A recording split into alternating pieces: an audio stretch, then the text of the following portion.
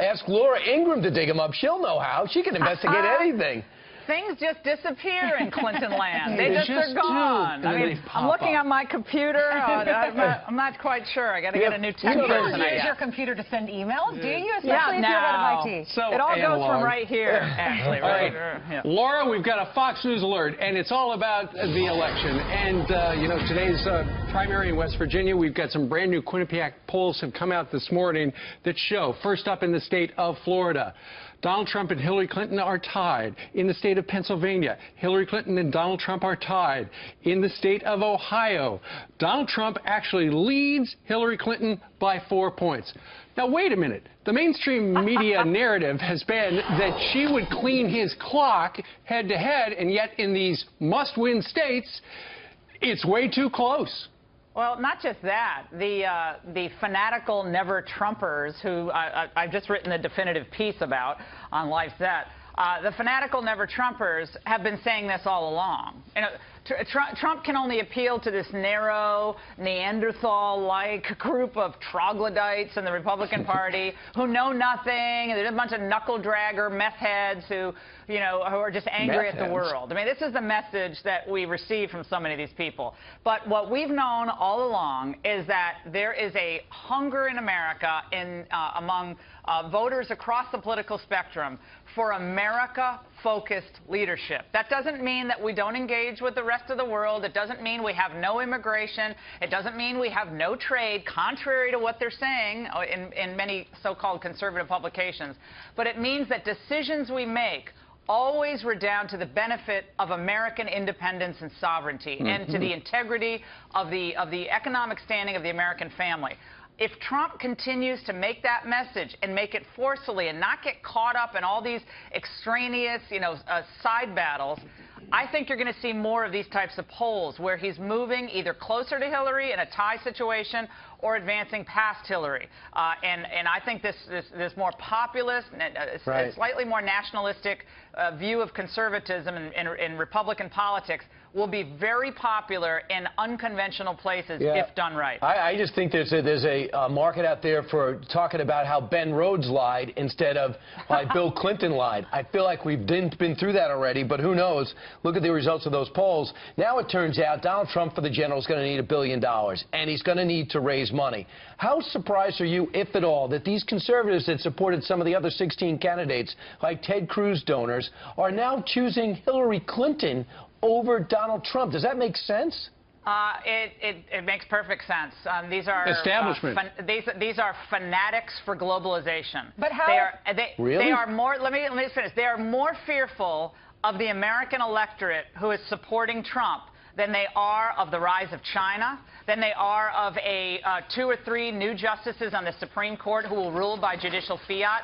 They're much more fearful of that than everything we know the Clintons will do to use the power of government against average, innocent Americans. So they're more fearful, just let me say this again, they're more fearful of the people watching Fox News, many of whom support Trump, than they are of what we know the Clintons will do. It doesn't make sense, though. Well, it makes sense, though, if what you value most is either American interventionism abroad or globalization policies here at home on trade, on immigration, and so forth.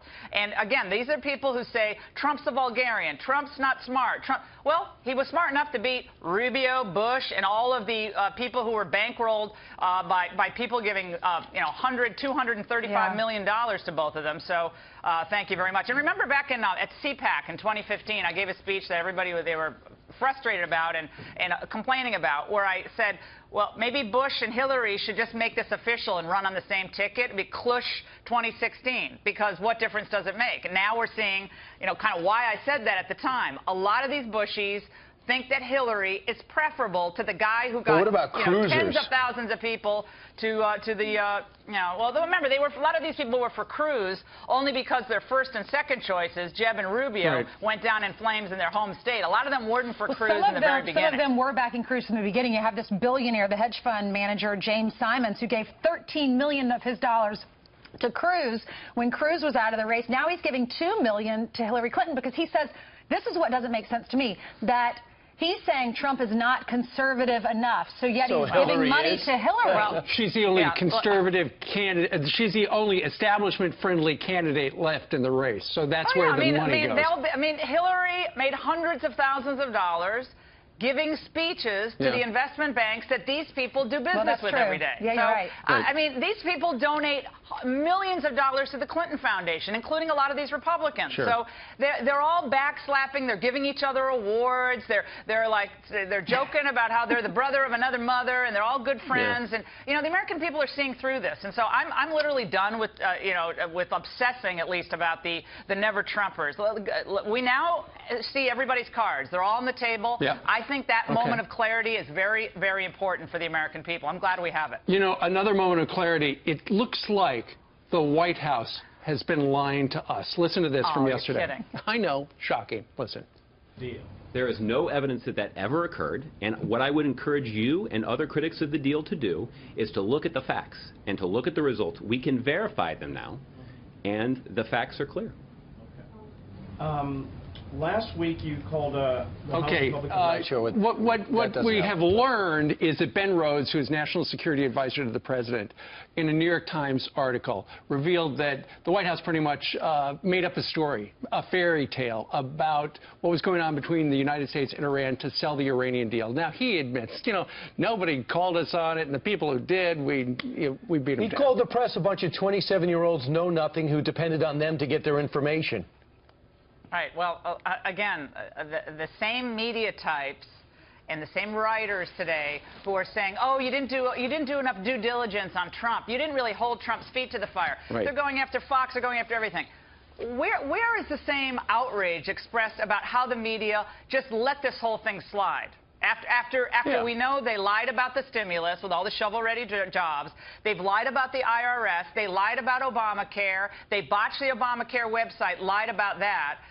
What haven't they lied about? They've lied about how well the economy is doing when we know it's flatlining. They've lied about issues on race.